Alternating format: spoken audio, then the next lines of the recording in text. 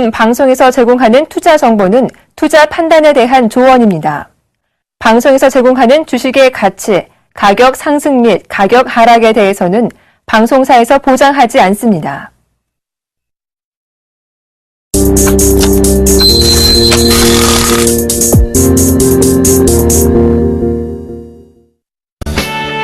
정확한 시황은 기본, 발로 뛰는 주식 투자, 숨은 흑진주 발굴의 대가, 안전성, 정확성은 물론 수익까지 이 모든 것을 원한다면 대박 플러스와 함께 기업 탐방의 원조 조민규 멘토의 발로 뛰는 주식 투자 지금 바로 공개됩니다.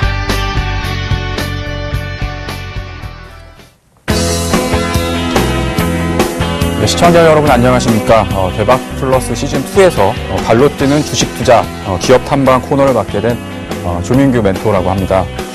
멀리서 올려다봐야 되는 사람보다는요, 가까이 곁에서 마주 앉아가지고 웃을 수 있는 사람이 아무래도 편하고 좋겠죠. 투자에 있어서는 늘 힘들고 외롭고 하시겠지만 손을 뻗을 수 있는 저를 비롯해가지고 서울경제TV의 많은 전문가들이 도움을 많이 주실 거라고 생각이 듭니다. 저도 투자에 있어서는요, 여러분들께서 기대할 수 있는 사람, 그리고 기대도 되는, 믿을 수 있는 사람이 될 수 있도록 노력할 테니까요. 앞으로 저 조민규와 함께하는 대박 플러스 시즌2 기대 많이 해주시기 바랍니다. 먼저 포트폴리오 종목 상담 신청부터 알려드릴 텐데요. 전화번호 02-3513-2611부터 2번까지, 그 다음에 무료 문자 013-3366-0110, 그 다음에 서울경제TV 홈페이지죠. www.sentv.co.kr 종목 상담 신청 게시판에 오시면요. 저희가 종목 상담을 좀 진행을 해드리도록 하겠습니다. 기법 관련한 궁금 사항이나 포트폴리오 전 종목 상담이 필요하신 분들은 주저하지 마시고 연락 주시기 바랍니다. 예, 오늘 시장 상당히 좀 어려우셨을 거라고 생각이 됩니다. 전일 이제 미국에서 테이퍼링에 대한 추가적인 그 양적 완화 축소 발표를 하면서 미증시도 조금 하락 마감을 했었고요. 우리나라 증시 같은 경우에도 1920포인트를 소폭 하회하는 수준에서 이제 마감을 하면서 많은 분들이 좀 걱정을 하셨을 거라고 생각이 되어지는데요. 특히나 이제 정유업종이라던가 화학업종, 조선 관련주들을 가지고 계셨던 분들 같은 경우에는 좀 마음이 좀 편치 않으셨을 거라고 생각이 되어집니다. 이제 그런 종목군들이 어떤 식으로 좀 하락을 보였었는지 오늘 전체적인 시장을 한번 정리를 해드리는 시간을 갖도록 할 테니까요. 예. 일단 업종별 들락률을 좀 살펴보도록 하겠습니다. 코스피 지수가 0.9% 정도 하락을 하는 모습을 보였음에도 불구하고 대형주 중심으로 좀 외국인과 기관의 어떤 매도 물량이 좀 출회되면서 시장이 좀 출렁하는 모습들을 보였었는데요. 특히나 이제 정유업종, 그 다음에 화학업종, 그 다음에 조선업종, 대중국 관련주라고 할 수 있는 종목군들에 대한 주가 흐름이 상당히 좋지 못한 흐름을 보였습니다. 화면에 보이시는 것처럼 전반적인 업종이 전체적인 좀 약세를 보였었는데요. 그나마 이제 좀 철강업종에서 포스코라던가 중소형 철강주들은 그나마 좀 선방하는 모습을 보였었고요. LG그룹주 중에서는 LG디스플레이라던가 LG전자 같은 종목군들이 플러스로 마감하는 모습을 보여줘가지고 최근에 어떤 낙폭과대 측면에 있었던 종목군들은 바닥권에서 조금 반등하는 모습을 보여준 반면에 우리가 좀 기대를 했었던 조선업종이라던가 화학업종 같은 그런 종목군들은 좀 낙폭을 키워주는 흐름들을 연출했었습니다.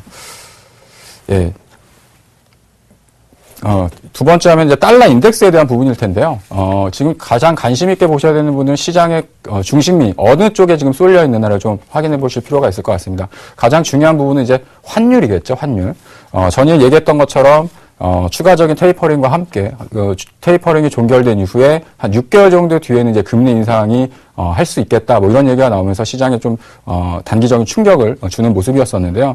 이 부분이 왜 원자재 관련주 쪽으로 좀 약세를 보이게 되냐면 달러화라는 것 자체가 실질적으로 이제 안전자산 쪽으로 평가되는 어떤 그 자산이기 때문에 달러를 팔고 달러에 대한 어떤 그 공급 자체가 줄어드는 현상이 나오고 금리 인상을 했을 경우에는 시장에 풀려있는 유동성들이 다시 이제 그 회수되는 층들이 나타날 수 있다라는 거죠.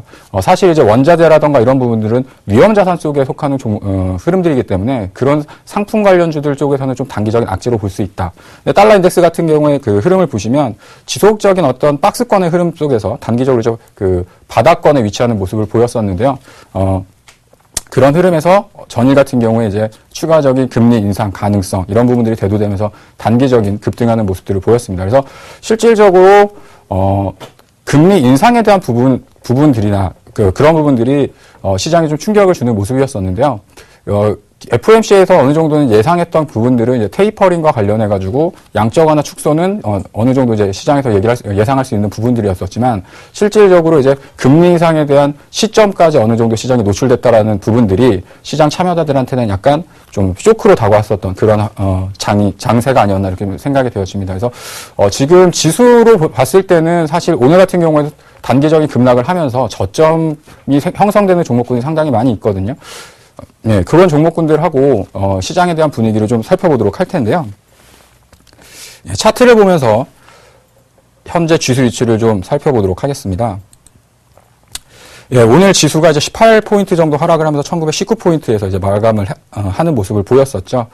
실질적으로는 제가 이제 무료 방송이나 강연회에서도 시장 자체가 어느 정도 좀 올라오면 이번 상승 자체는 다시 하락이 어느 정도 예상되는 조정이 있기 때문에 어느 정도 좀 비중을 줄였다가 다시 한번 재매수, 저가권에서 재매수할 수 있는 기회 구간들을 좀 노리셔라라고 말씀을 드렸었는데, 실질적으로 이제 1900포인트와 심리적인 지지라인이라고 볼 수 있는 1900포인트는 일단은 어느 정도 저가 매수할 수 있는 구간대라고 좀 생각을 하고 있습니다. 특히나 오늘같이 시장에서 좀 하락이 두드러졌던 정유업종이라든가 화학업종, 그 중에서도 선별적인 종목군들을 좀 공략을 하셔야 될 텐데요. 그 첫 번째는 PBR 개수적으로 봤을 때 기본적인 어떤 자산 가치 대비해서 1배수 이하에 있는 종목군들, 1배수 이하에 있는 종목군들 같은 경우에는 사실은 저가 메리트가 발생하는 종목군들이 상당히 지금 많이 발생을 하고 있거든요. 그래서 그런 종목을 새롭게 새로 투자를 하시고 싶다고 하신다면 그런 종목군들 중에서 좀 낙폭 과대 종목군들, 그런 종목으로 좀 관심을 받으시면 좋으실 것 같고요. 일단 심리적으로는 1900포인트 정도에서 기술적인 반등이 나올 거로 보지만 제 개인적인 판단으로 봤을 때는 오늘도 충분히 가격적인 저점이 좀 형성되지 않나라고 좀 생각이 되어집니다.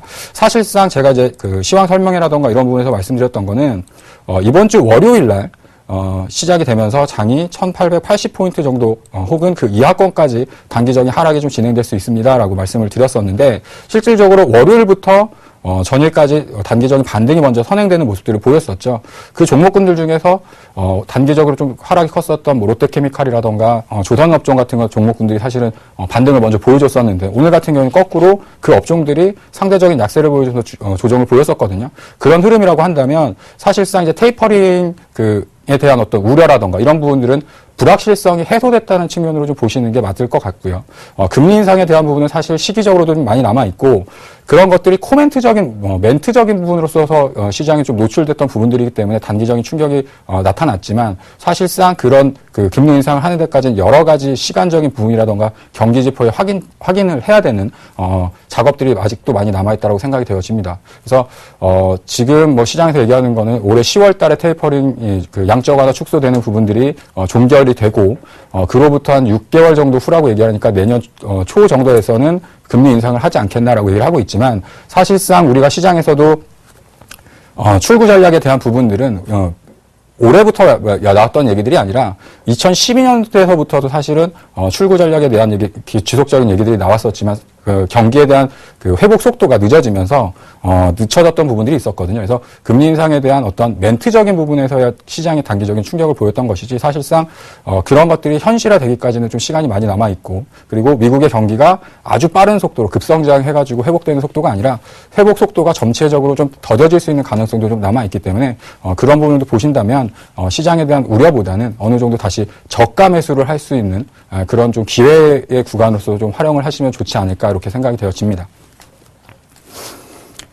예, 오늘 장 정리는 한 요 정도로 마무리하도록 하겠고요. 조민규 멘토와 하는 발로 뛰는 주식 투자, 잠시 후 본격적으로 시작해 보도록 하겠습니다.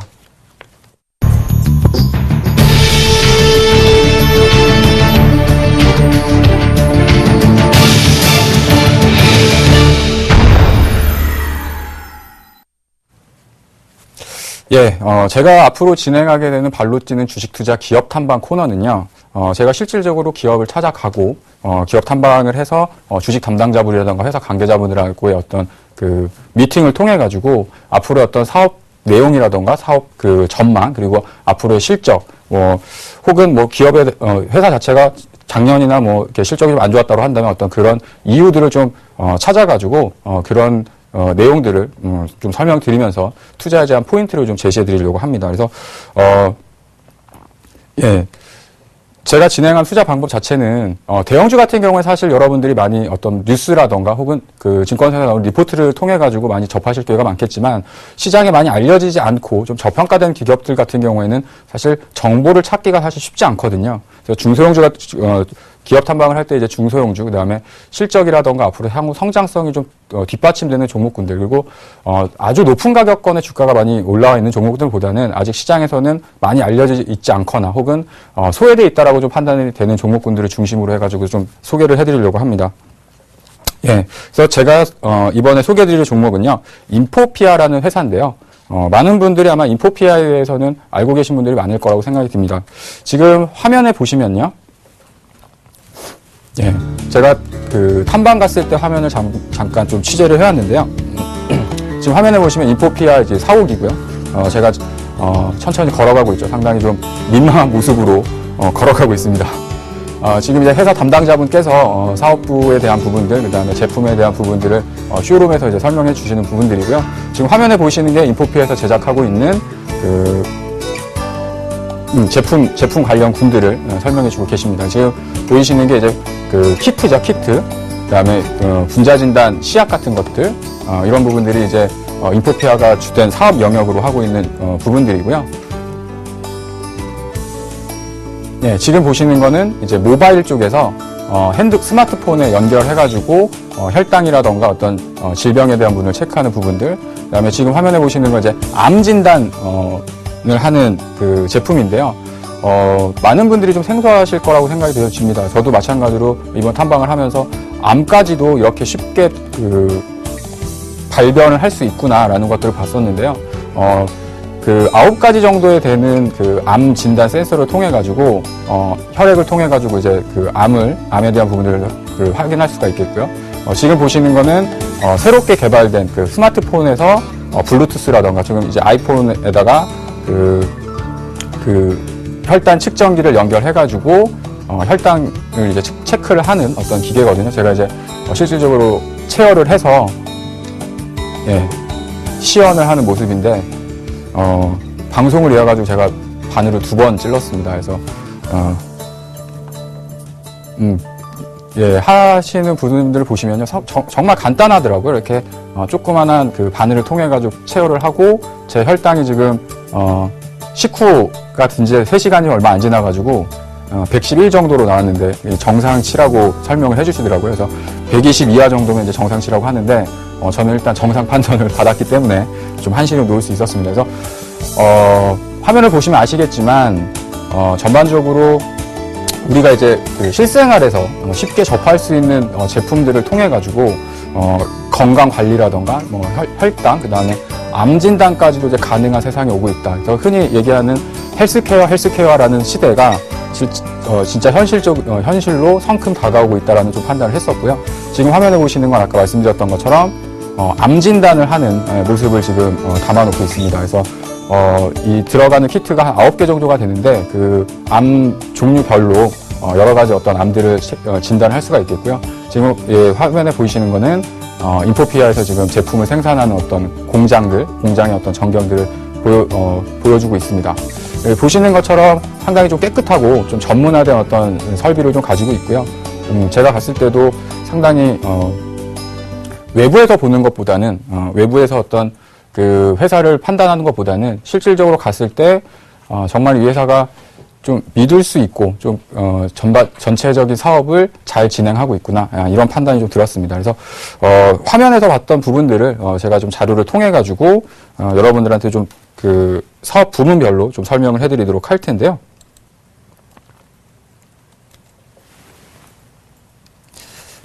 예, 인포피아의 사업 영역을 한번 좀 살펴보도록 하겠습니다. 인포피아가 하고 있는 사업 영역 자체는 예, 생화학 진단 분야, 그 다음에 면역 진단기, 그 다음에 자동약 포장기, 그리고 분자 진단, 뭐 유 헬스케어, 그 다음에 병원 수출 사업, 뭐 이렇게 사업 영역을 좀 장악하고 있는데요. 인포피아가 처음에 그 시장의 어떤 그 화두가 됐을 때는 그 당뇨 측정기라던가 생화학 측정기, 생화학 진단하는 그런 어떤 제품군을 통해 가지고 시장에 좀 많이 이슈가 됐었었죠. 이미 상장한 지도 거의 한 10년 정도 가까이 되는 기업이기 때문에 업계 쪽에서는 상당히 정통성도 있고 상장한 지도 좀 오래된 기업입니다. 그래서 지금 인포피아 같은 경우에는 상당히 다른 어떤 회사들보다 헬스케어와 관련된 그다음에 의료와 관련된 부분들에 있어서 상당히 여러 가지 어떤 포트폴리오를 가지고 있는데요. 생화학 진단이라던가 면역 진단, 그다음에 분자 진단. 그래서 어떤 질병에 대한 질병이 발병을 할 때 우리가 이제 어떤 식으로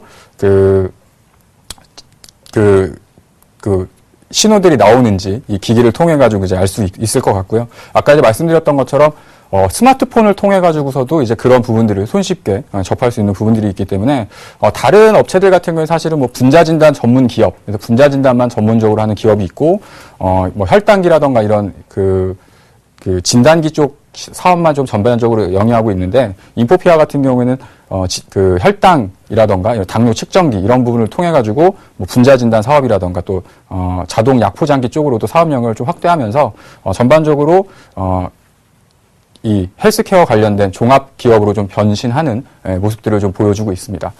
두 번째 화면을 좀 보시면요. 생화학 진단 사업입니다. 그래서 첫 번째로 이제 그 모태가 되는 사업이라고 할 수 있겠죠. 혈당 측정하고 혹은 체내에 있는 콜레스테롤을 측정하는 그런 부분들의 사업을 진행을 하고 있고요. 지금 보시는 화면에 이 단말기들을 통해 가지고 뭐 체열이라던가 어떤 신체에서 나오는 어떤 센서들을 통해서 우리 체내에 있는 당 수치라던가 뭐 콜레스테롤 수치, 사실 요새 같은 경우에는 뭐 당도 당이지만 어떤 또 비만 뭐 이래가지고 콜레스테롤에 대한 어떤 그 관심도가 상당히 많이 높으시잖아요. 그래서 그런 부분들도 상당히 쉽게 진단을 할 수 있는 그런 기기를 좀 생산하고 있다라고 좀 보시면 될 것 같습니다.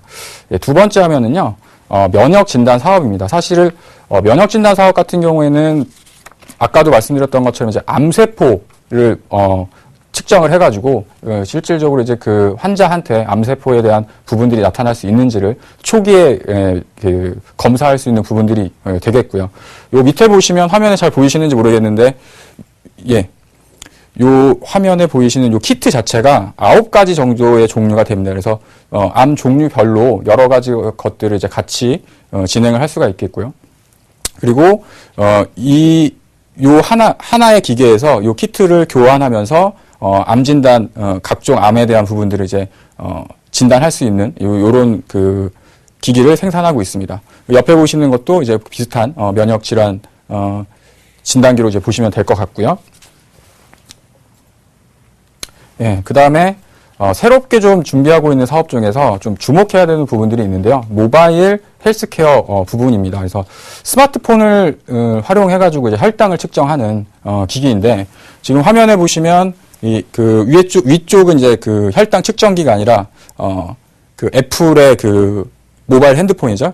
아이폰에다가 요 밑에 있는 글루 커넥터라는 것을 이제 연결을 하게 되면 이렇게 이제 화면이 이렇게 나오더라고요. 그래서 그 밑에다가 이제 체열을 통한 진단치, 시트지 같은 것을 이렇게 꽂게 되면 혈당 수치를 이렇게 볼 수가 있겠고요. 이제 안드로이드 쪽에서 보시면, 이렇게 블루투스를 통해 가지고, 핸드폰에 이제 혈당 수치라던가 이런 부분들을 자동적으로 이제, 전달해가지고, 또 PC 쪽에서도 이제 관리가 될 수 있게끔. 그래서, 우리가 저 역시도 이렇게 뭐, 몸이 아주 많이 허약하거나 그러지 않아가지고 병원을 많이 안 다니는 편인데, 이런 것들을 보면 이제 실생활에서, 우리들이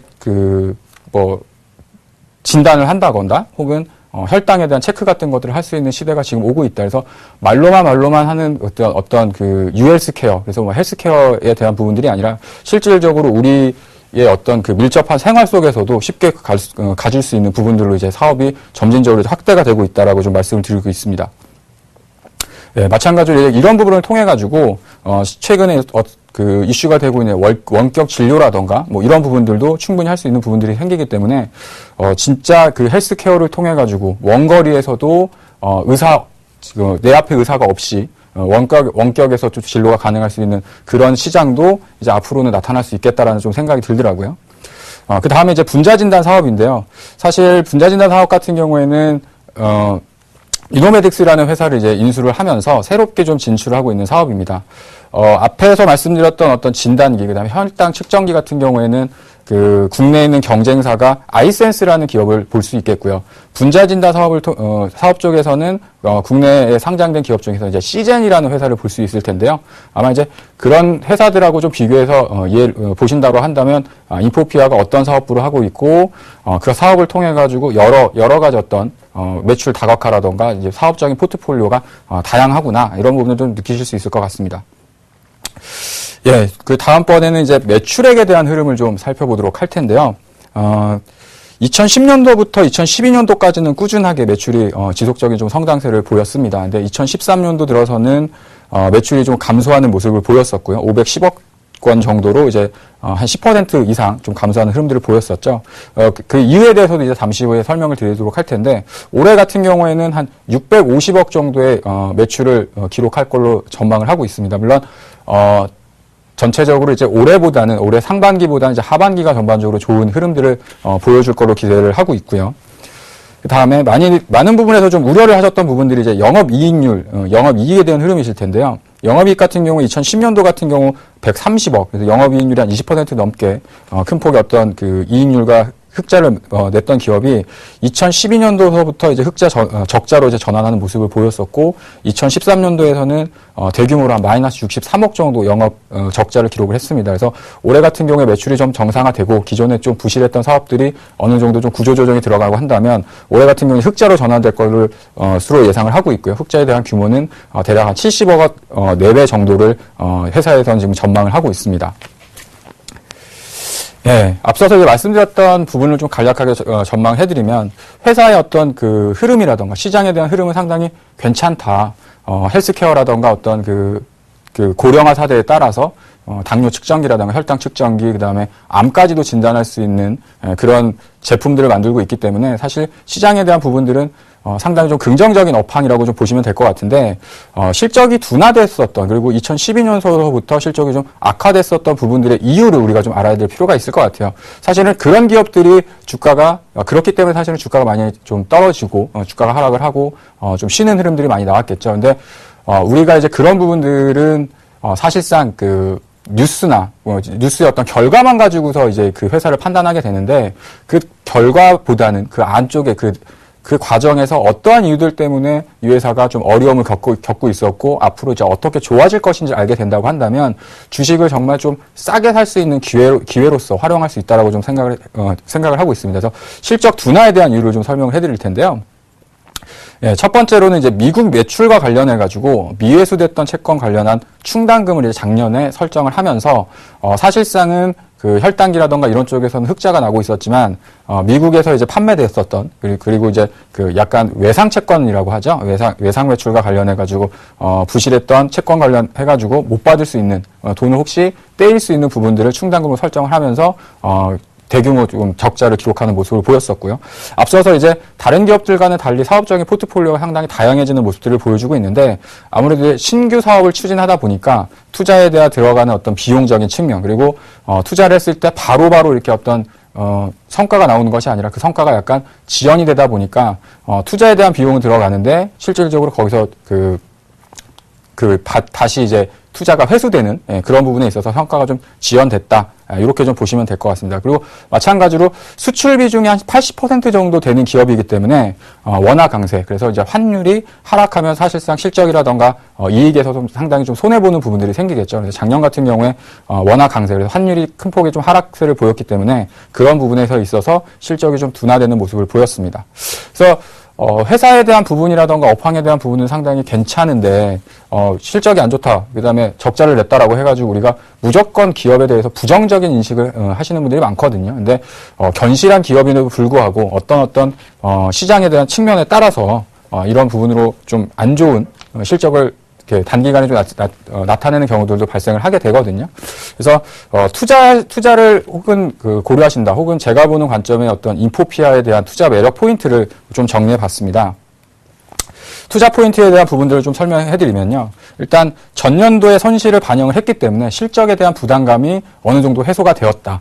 그러니까 사실 그런 부실 채권이라던가 이런 부분을 계속 끌고 가게 되면 연도별로 실적을 계속해가지고 이제 충당금을 쌓아 나가면서 적자나 혹은 손실에 대한 부분을 반영을 해야 되는데 전년도를 기점으로 해가지고 손실 부분들을 어느 정도 다 반영을 했기 때문에 앞으로는 그런 어떤 과거에 있어서의 잘못된 부분들이 앞으로 이제 나타나지 않을 걸로 예상을 하고 있고요. 그다음에 앞서서 말씀드렸던 분자 진단기라던가 혹은 그 자동약 포장재, 그다음에 여러 가지 신규 사업 아이템들이 실질적인 성과를 가시할 수 있는 원년이 될 수 있다라고 좀 보여집니다. 그래서 작년 하반기서부터는 뭐 아이폰과 관련해서 새로운 아이템들이 또 출시가 됐고요. 또 뉴스에서도 보신 분들이 계시겠지만 중국 시장과 관련해서는 이제 콜레스테롤 측정기가 이제 그 중국 의료기기 쪽에서 승인을 받게 됐죠. 그래서 미국뿐만 아니라 미국이나 유럽 쪽에서 매출이 전반적인 차지를 하고 있었었는데 중국 쪽으로 진출하면서 새로운 아이템과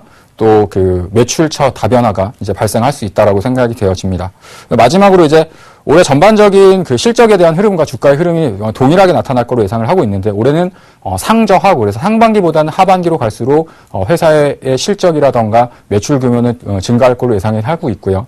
올해 1분기보다는 2분기가 좀 더 좋고 그다음에 올해 하반기로 갈수록 신규 아이템들의 가시적인 성과를 통해 가지고 충분히 흑자로 전환돼서 예년의 어떤 인포피아의 어떤 그 수익성이라던가 이런 부분을 좀 점진적으로 찾아 나가는 모습을 좀 보여줄 수 있다라고 좀 생각이 되어집니다. 그래서 지금 현재 주가 자체가 사실은 뭐 인포피아라던가 이런 주식을 좀 하시는 분들 같은 경우에는 주가가 좀 답답하게 좀 바닥권에서 움직여지는 모습들을 보여주고 있는데 이런 요인들 때문에 사실 주가가 이렇게 많이 하락을 했고 싸게 이제 그 주가가 형성돼 있는 거거든요. 근데 그런 부분들이 털어내고 어떤 안 좋았던 실적들이 이제 털어지고 앞으로 좋아지는 모습들이 나타난다고 한다면 그때부터 이제 주가가 상승을 하겠죠.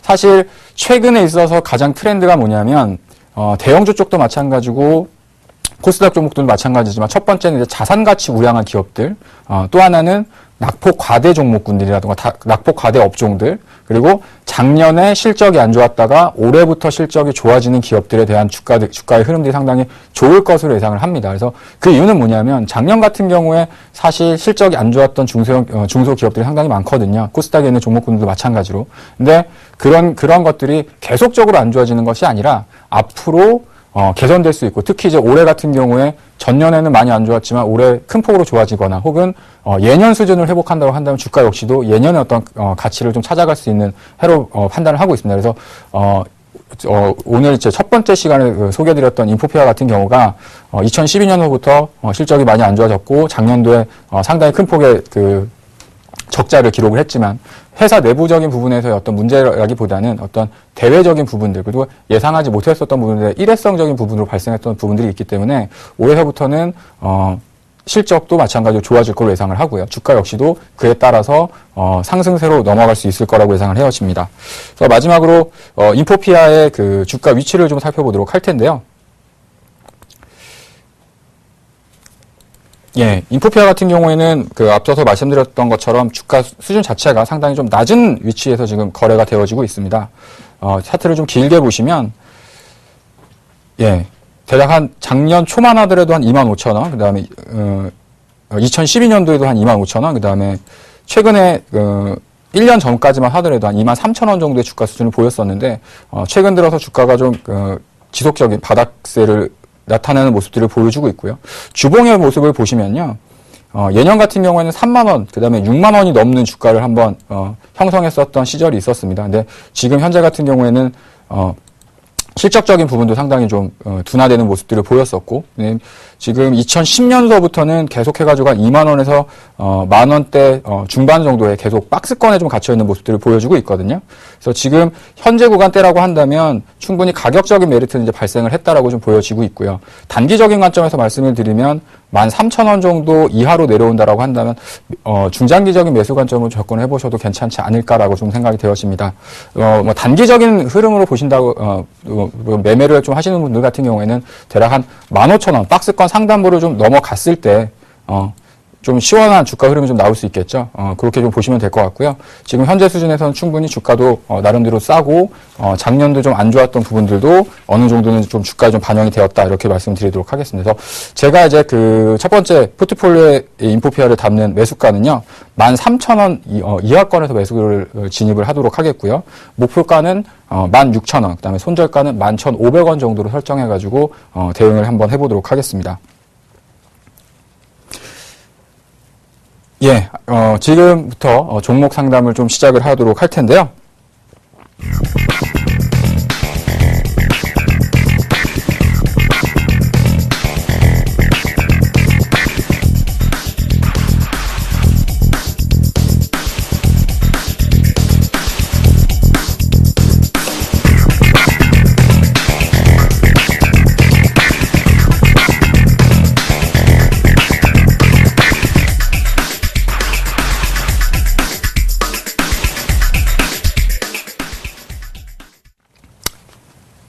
예, 여보세요?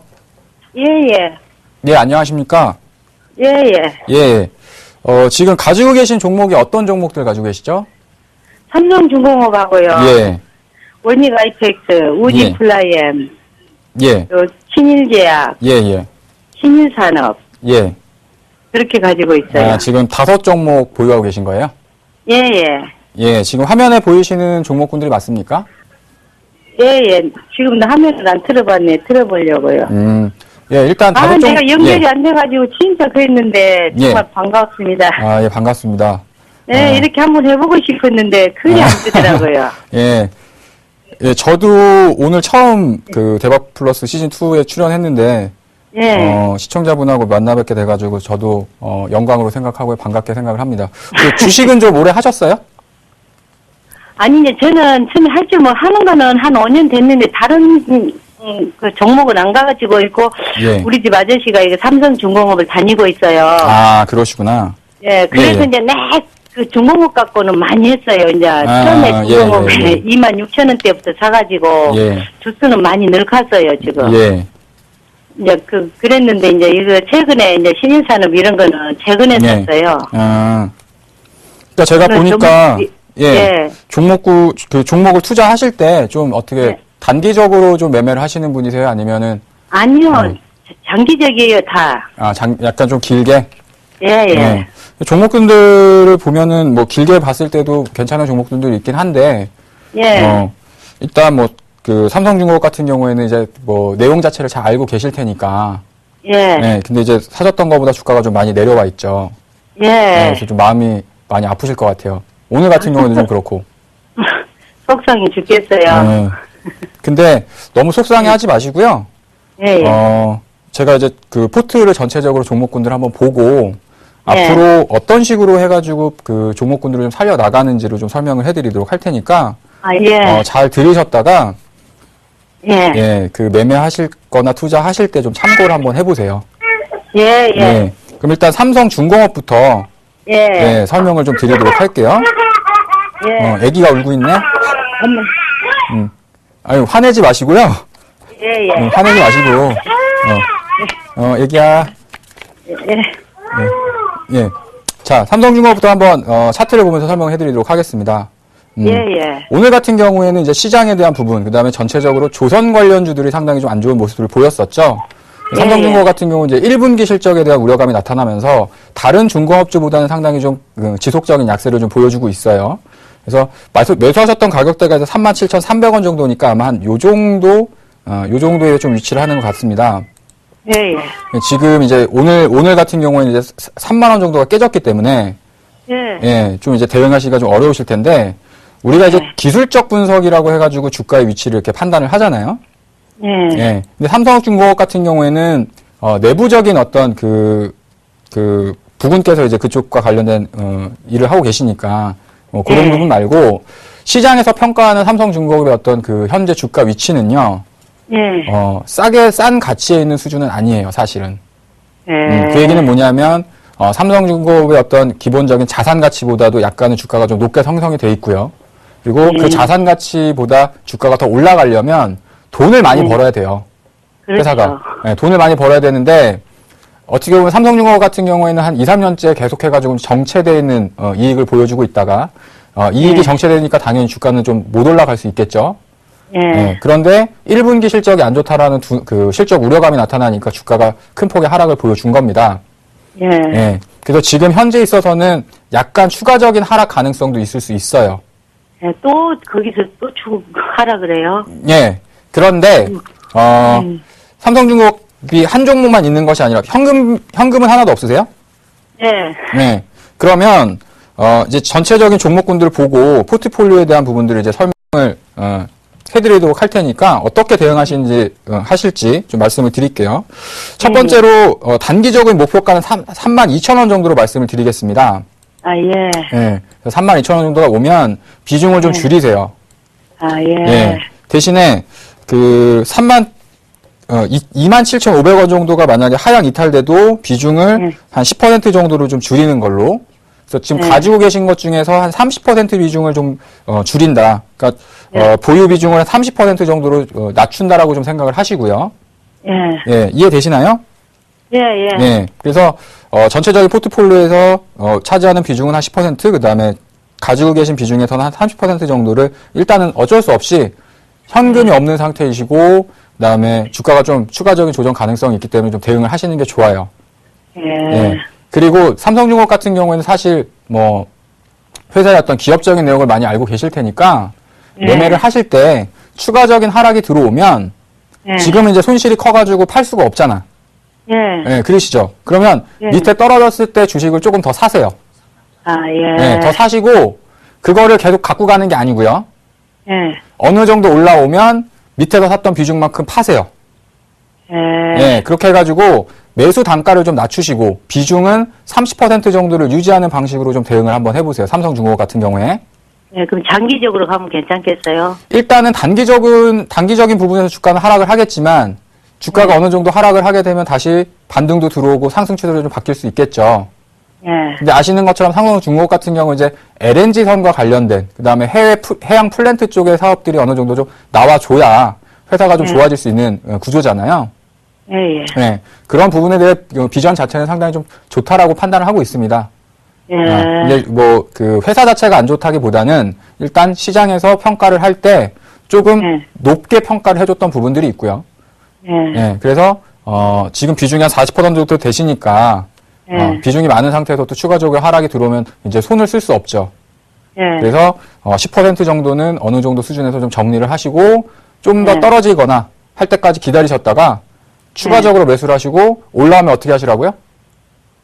예. 다시 잡으라고요. 올라오면 밑에서 샀던 거는 파셔야지. 예, 예. 예, 그렇게 해가지고 단가를 좀 낮추시면서 좀 대응을 해 나가세요. 아, 그거를 몇 예. 번 하시면 지금 매수가가 37,000원대에 있는데 예. 나중에 가면은 매수가가 33,000원, 뭐 4,000원 정도까지 낮아질 거예요. 예. 예, 그런 식으로 하시면 보유하고 있으실 때도 조금 마음이 편하게 가실 수 있잖아요. 예, 그러면 32,000원대까지 좀 올라오면 팔아라고요. 조금 비중을 줄이라고요. 그렇죠. 예. 예. 그렇게 하시고 조금 더 떨어질 것 같더라도 약간 비중을 좀 줄이셔가지고 비중이 좀 많고 현금 비중이 좀 너무 없으세요. 예. 예, 그 다음에 신일산업 한번 볼게요. 예, 예. 일단 신일산업 같은 경우에는 매수가가 1,580원 정도 하셨네. 예. 예. 근데 수익이 나셨는데 왜 2,600원 넘어갈 때 안 파셨어요? 그래, 제가 그거를 팔아야 되나 또 막 상을 쳤다가 막 또 떨어지고 이래서 막 어떻게 할 줄 모르겠는 거예요. 그래서 내가 전화를 몇 번 드렸는데 연락이 통화가 안 됐어요. 그 좀 물어보고 내가 하려고 했는데. 그러셨구나. 그러니까 예. 좀 올라왔을 때 너무 욕심내지 마시고 신일산업 같은 경우에는 M&A 관련 이슈 때문에 주가가 좀 많이 올라온 거잖아요. 예. 예. 그러니까 사실은 그런 그 재료에 대한 부분들이 좀 소멸이 되면 주가는 다시 원래 자리로 되돌아가게 돼 있어요. 아, 그래요? 예. 그러니까 어느 정도 올라왔을 때 좀 그 비중을 좀 줄이셨어야 되는데 일단 타이밍을 한번 놓쳤죠. 예. 예. 그래서 얘는 신일산업 같은 경우에는 비중을 절반 정도로 줄이세요. 아, 그럼 내일 좀 매도를 해버릴까요? 어느 정도 좀 올라온다 싶으실 때. 그래서 단기적으로 한 2,400원 정도가 반등까지는 갈 수 있을 것 같아요. 예. 근데 2,100원 오늘 종가네.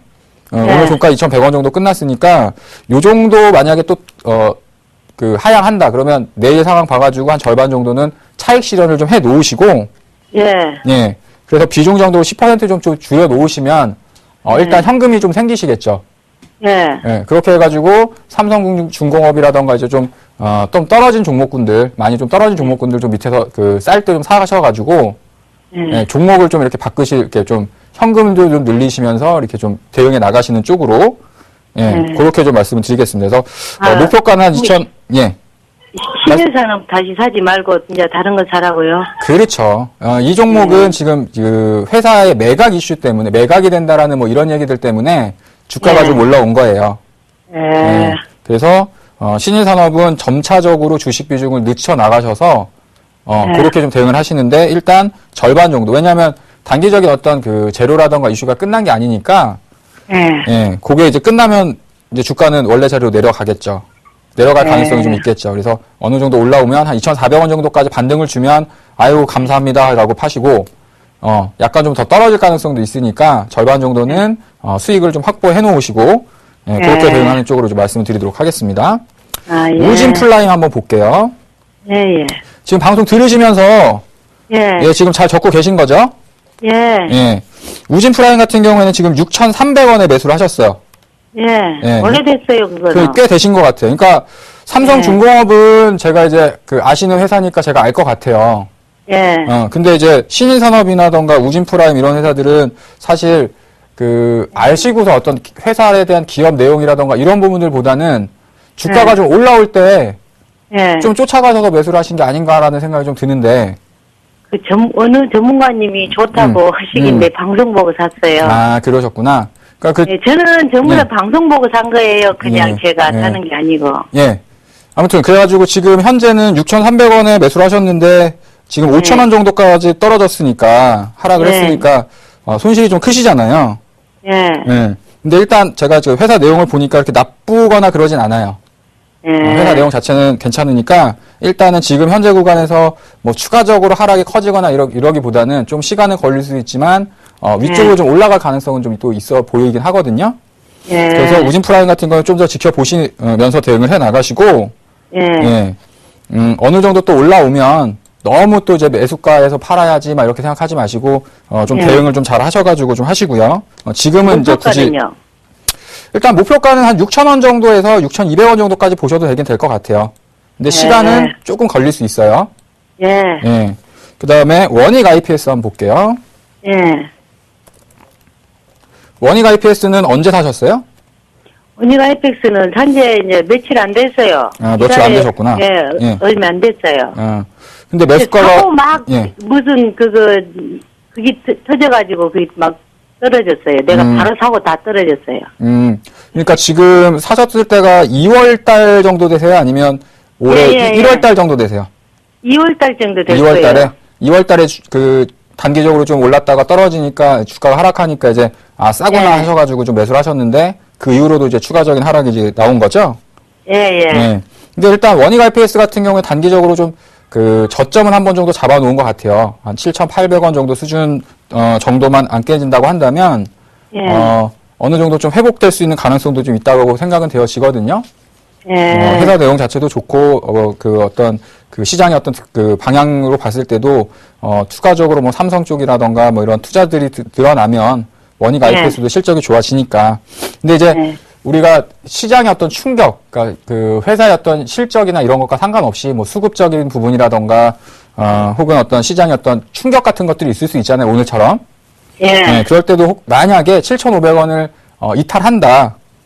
라고 하시면 이제 손절을 좀 하시고요. 비중을 좀 줄이시는 쪽으로 하시고 단기적으로는 매수가 정도를 1차적인 목표가로 좀 설정을 해드릴게요. 그래서 지금 현재는 보유를 하시되 어느 정도 좀 올라오거나 만약에 또 시장이 좀 추가적인 좀 하락 가능성이 생길 것 같다. 라고 하시면 비중을 좀 줄이시는 쪽으로 이렇게 좀 대응을 말씀을 드리도록 하겠습니다. 그다음에 마지막으로 이제 신일제약 한번 볼게요. 신일제약은 제가 이제 그 기업 내용을 살펴보니까 실적도 작년에 많이 좋아졌더라고요. 그리고 매수가가 좀 높으시긴 하지만 아직까지 상승하는 추세가 훼손된 건 아니라고 좀 보여져요. 그래서 좀 목표가는 일단은 제가 설정을 안 해드렸어요. 왜냐하면 지금 이 회사는 실적이라던가 회사 자체가 가지고 있는 어떤 자산 가치보다도 좀 싼 쪽에 속합니다. 아까 이제 맨 처음에 삼성중공업 말씀드렸던 것처럼 시장의 평가가 오히려 얘는 자기가 갖고 있는 어떤 본연의 가치보다 좀 싸게 평가를 해주고 있는 거예요. 그래서 이제 회사 내용 자체도 좋아지고 작년도에 이익도 많이 늘었으니까 추가적인 좀 상승이 가능할 수 있다고 좀 판단이 되어지고요. 그래서 이제 목표가를 설정 안 해드렸고, 지금 이제 조금 더 지나면, 신고가가 나오겠더라고요. 8,000원 정도가 넘어가면, 신고가가 또 이렇게, 발생을 하고, 이제 올라가는 주식은 항상 이제 그런 부분들을 이제 돌파하면서 올라가니까. 그래서 손절가만 7,200원 정도 이탈 없으면, 비중이 아주 많아가지고 힘들 구간은 아닌 것 같으니까, 보유해 나가시면서, 대응을 하셔라.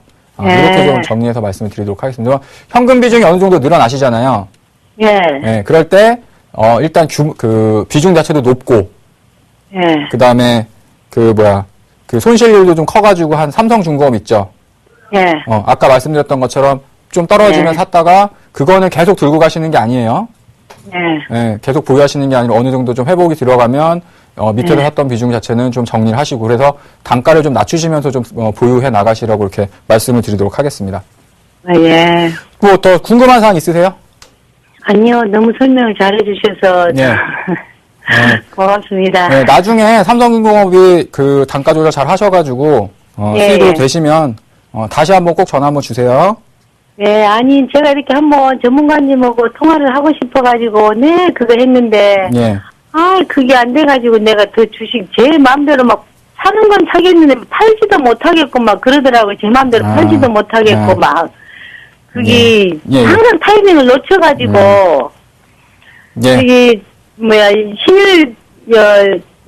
신일산업 같은 것도 내가 진짜 그때 고점에 그때 상칠 때게 이걸 팔아야 되나 싶어가지고 통화를 내가 한번 하려고 했는데 시도가 안 돼버렸어요.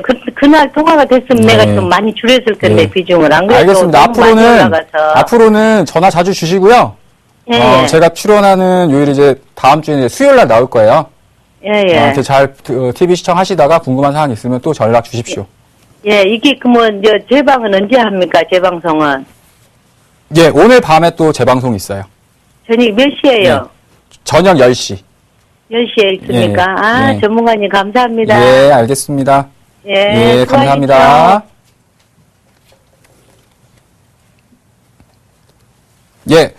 지금까지 해가지고 시청자 종목 상담을 마쳤고요. 오늘 방송에서, 얘기하지 못했었던 내용, 그 다음에 아마 시장 참여하시는 분들이 많이 좀 불안하실 거라고 생각이 듭니다. 그래서 혼돈의 주식시장 대응 전략 해가지고 오늘 밤 9시 30분부터 1시간 동안 샘플러스 사이트에서 조민규 멘토를 접속을 하시면 방송을 참여하실 수 있으실 거예요. 그래서 방송에서 말씀 얘기 드리지 못했던 내용들, 그 다음에 앞으로의 주식시장 전망과 관련해가지고 1시간 동안 좀 좋은 시간을 갖도록 하겠습니다. 앞으로 이제 월요일부터 금요일까지 계속해가지고 서울경제TV 대표 멘토들과 강의와 상담이 이어질 예정이니까요. 시청자 여러분들의 많은 관심 부탁드리도록 하겠고요. 지금까지 대박플러스 발로 뛰는 주식 투자의 조민규였습니다.